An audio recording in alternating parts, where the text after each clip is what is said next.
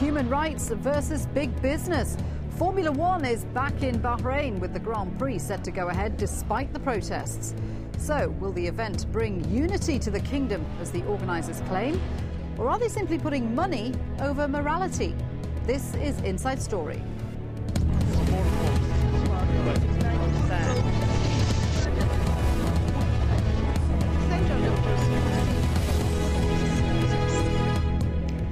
Hello there, warm welcome to the programme. I'm Shuli Ghosh. On Friday, security forces in Bahrain fired tear gas and rubber bullets at protesters on the outskirts of the capital, Manama. At the same time, Formula One's governing body was making a unanimous decision to reinstate the Bahrain Grand Prix on October the 30th. The event had been called off after anti-government protests turned violent. And the decision to reschedule the F1 showpiece has drawn widespread condemnation. Andy Richardson reports. Is this a country ready to host a global sporting event? These recent pictures were filmed in Sanabis, a short distance from the centre of Bahrain's capital. Protesters claim they were tear-gassed by police. Formula One bosses met up in the rather more relaxed atmosphere of Barcelona. Back in March, the Bahrain Grand Prix was postponed due to the civil unrest. But the sport's world governing body have unanimously voted to reschedule it for October the 30th. The nation is heading towards the right direction of healing and reconciliation, and by the time we have our Grand Prix in October, the worst would definitely be behind us. Officially, Bahrain's state of emergency has been lifted, but reports of crackdowns on protesters haven't stopped. It's also claimed the circuit itself has been purged of Shiite workers to avoid further demonstrations. The situation is that, large numbers of people are rising up against highly repressive governments, and they're demanding change and freedom. And it's a pity that this sporting movement, Formula One, can't get on the right side of history. Red Bull driver Mark Webber has said that if people in a country are being hurt, the issues are bigger than sport.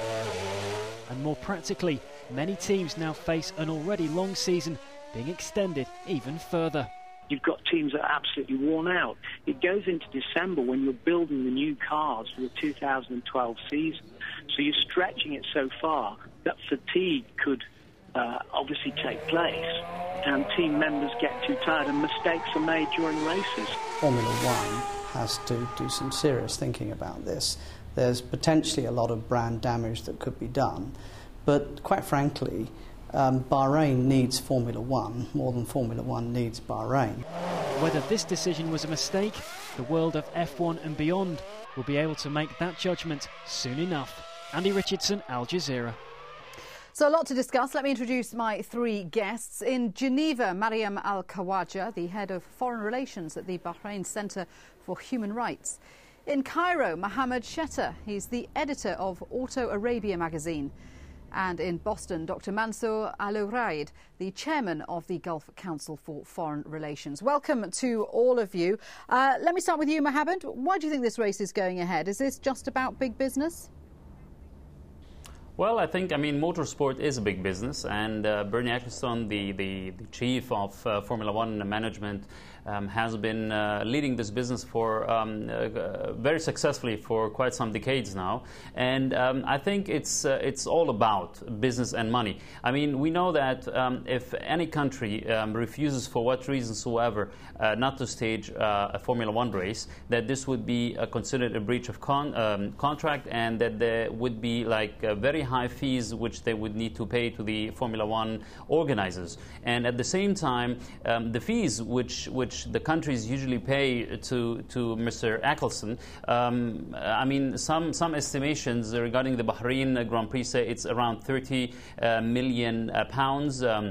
So from this money, each team also gets his percentage. So it's also in the interest of some teams to be participating in these races. But as we heard from your colleague, what Mark Webber just said, that it's not sports anymore, and it's not a game anymore when people get hurt.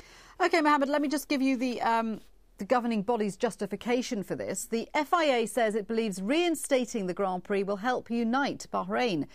In a statement, it said this decision reflects the spirit of reconciliation in Bahrain, which is evident from the strong support the race receives from the government and all major parties in Bahrain, including the largest opposition group, all of whom endorsed the F1 Grand Prix and motorsport in the country.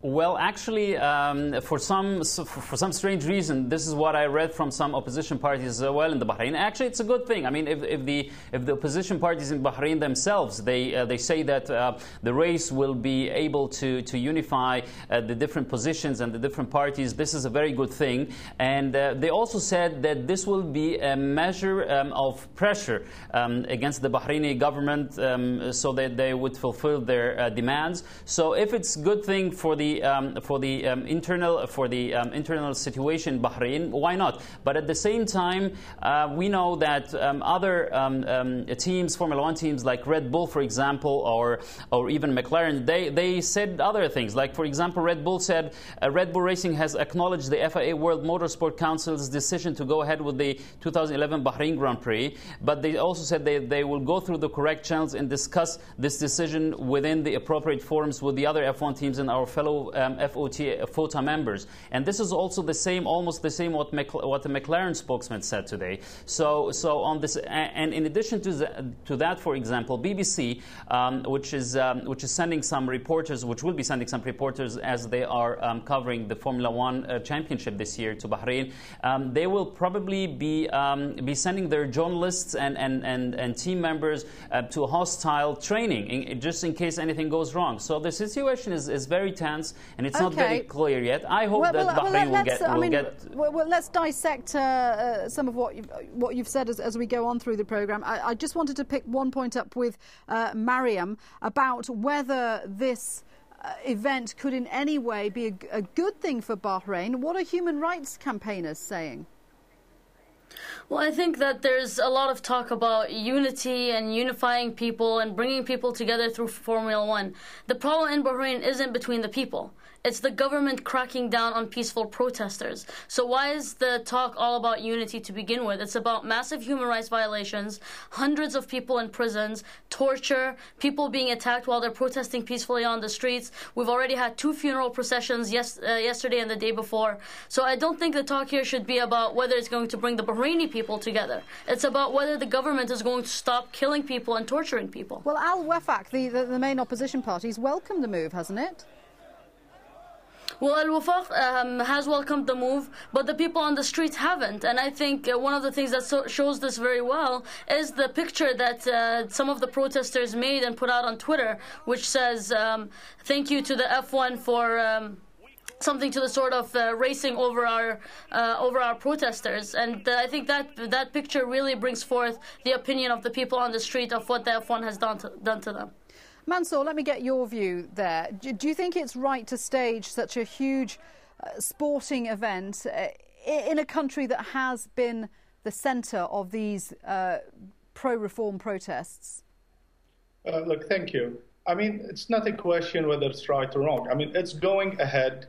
This is a good thing for Bahrain. It's economic development, and we need to distinguish between the economic development, reform process, and human rights. There are 3 different issues, and coupling them together actually distorts the way we look at things. But you say it's not about right or wrong, but a lot of people would take issue with that. A lot of people would say there is a right decision and there is a wrong decision.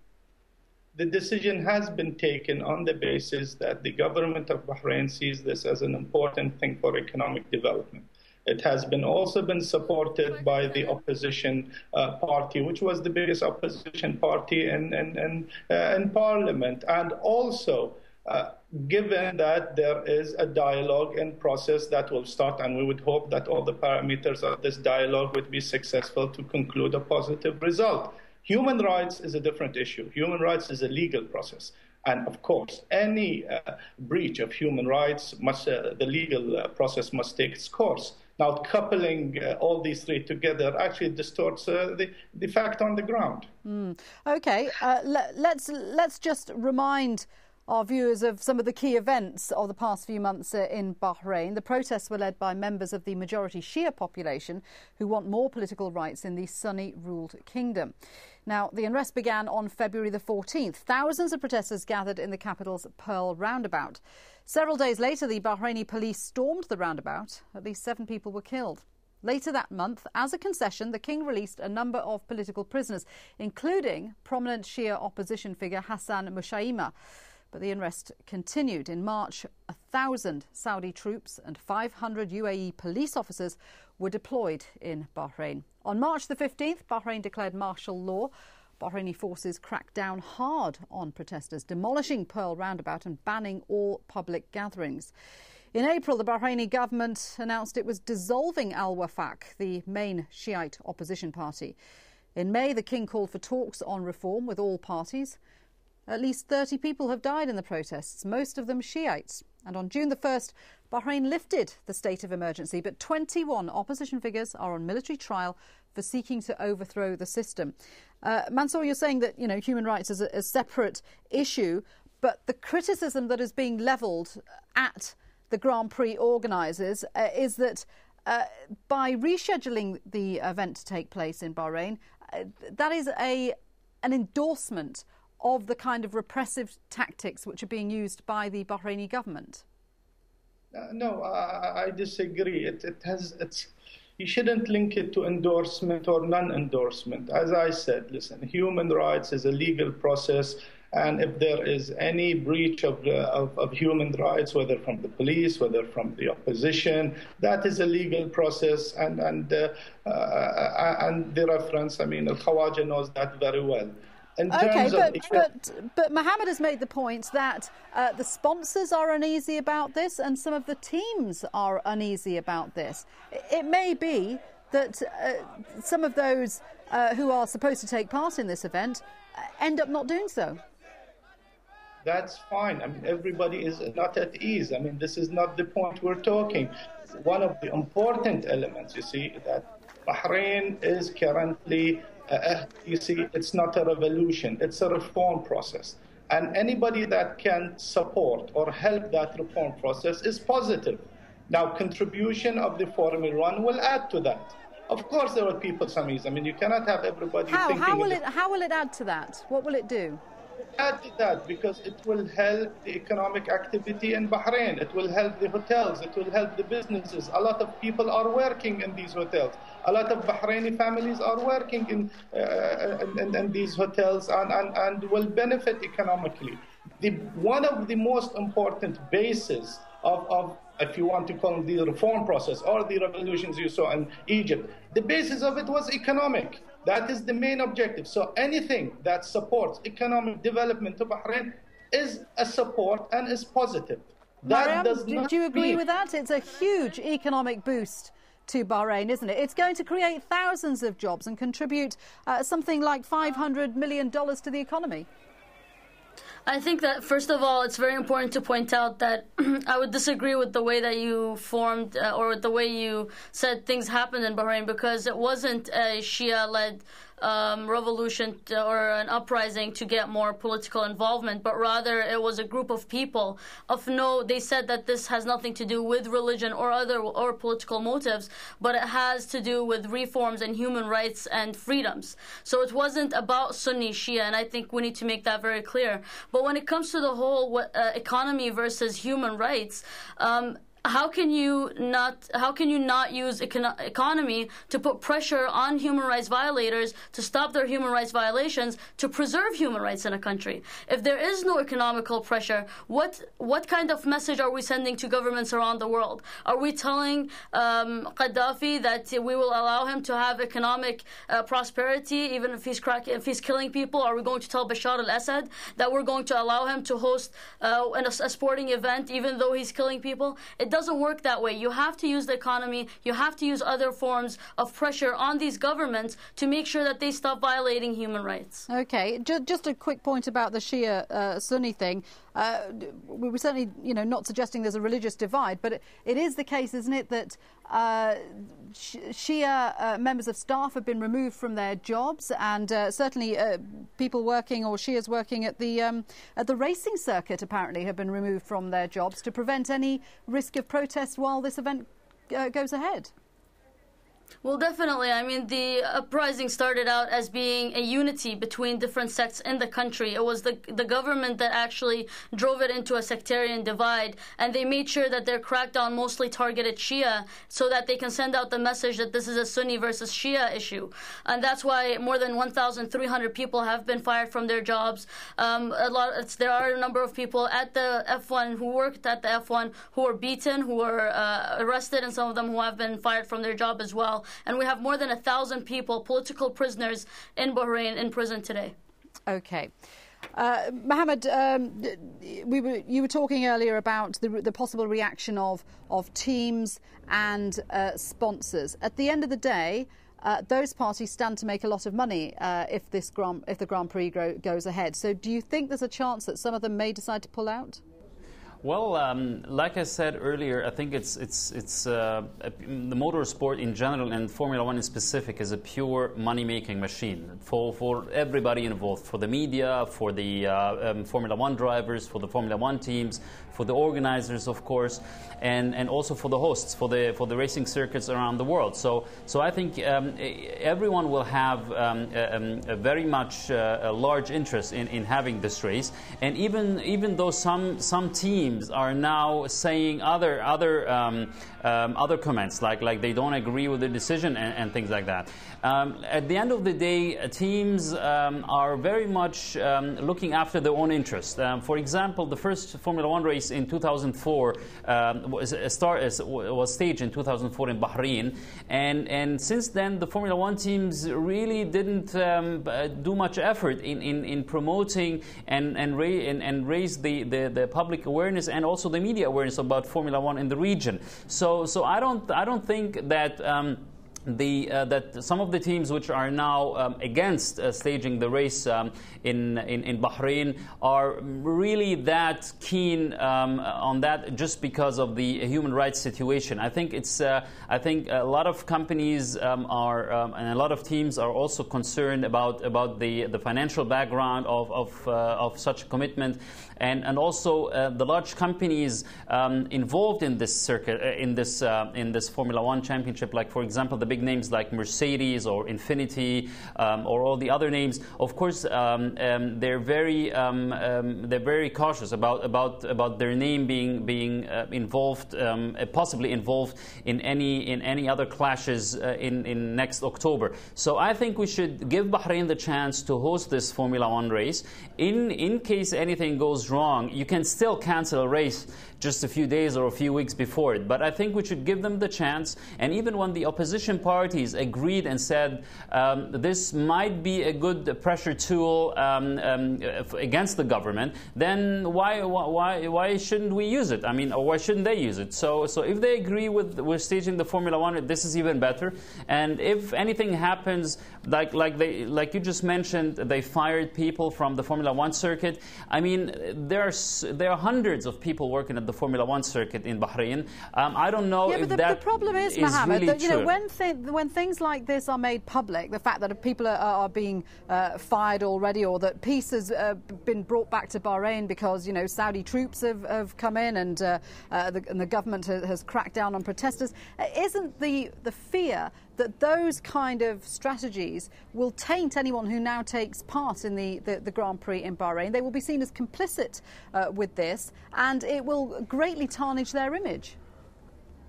Well, I think being seen as complicit is a little bit maybe too far-fetched, but I mean, even the opposition parties, they said yes. About sporting teams who went to South Africa during apartheid. Well, I think the situation is a little bit different than what happened during the apartheid regimes and phase.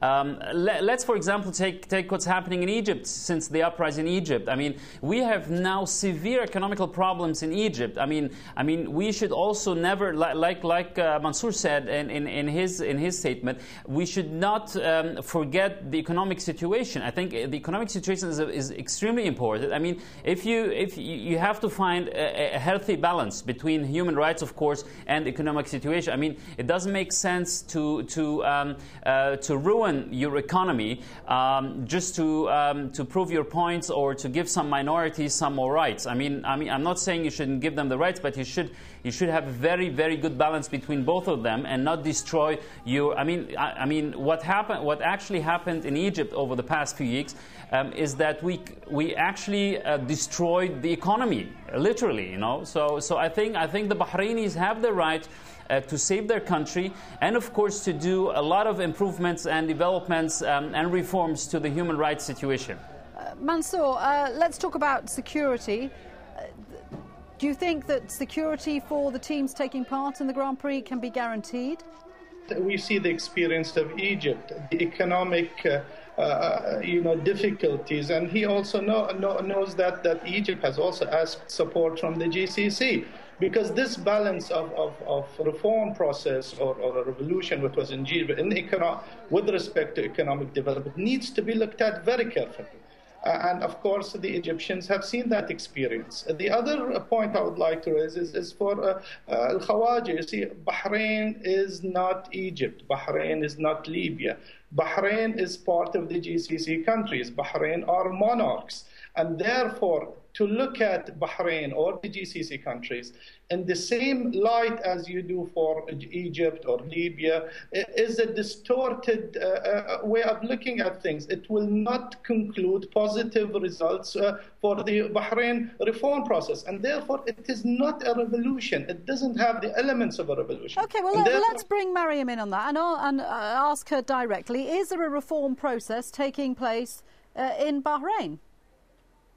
Well, I think my first response to my colleague speaking from the U.S. is that human rights violations are human rights violations no matter where they're happening, whether they're happening under a monarchy or under a republic or under a democracy. If it's a human rights violation in the U.S., it's the same thing as if it's in any part of Africa, in any part of Europe, or in any part of the Middle East. It doesn't make it any less wrong, and it doesn't make it any less important. We have to look at things the way they are on the ground, not as in, oh, is Bahrain a part of the GCC countries, which makes it okay for people to crack down on protesters. That's not the way we should be looking at things. As a human rights activist, I look at human rights violations the same no matter where they're happening. Well, and I think that's the point that needs to be made here. Should do? What do you think F1 teams and sponsors should do in this case then?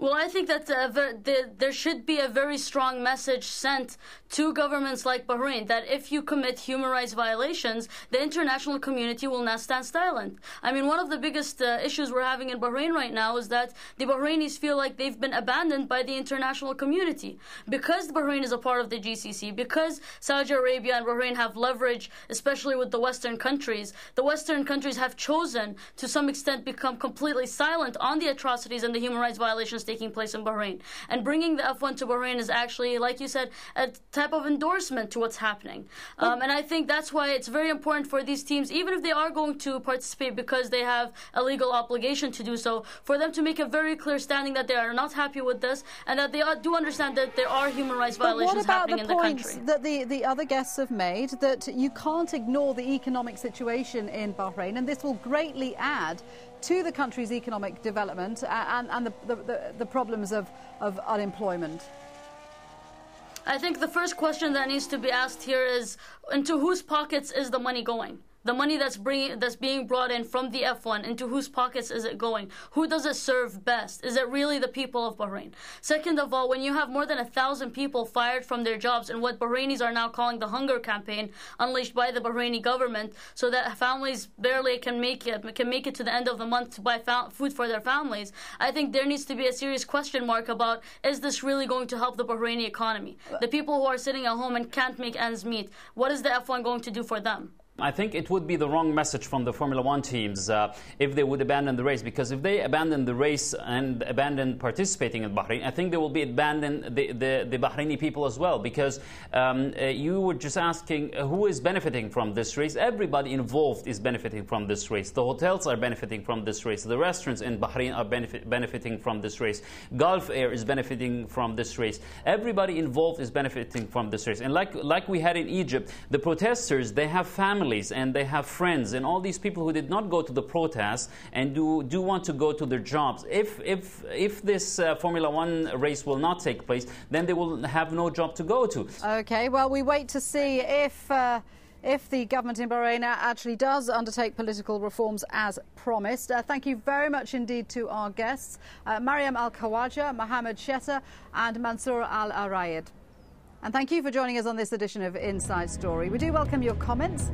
Email us at insidestory@aljazeera.net. But for now, from me, Shuli Ghosh, bye-bye.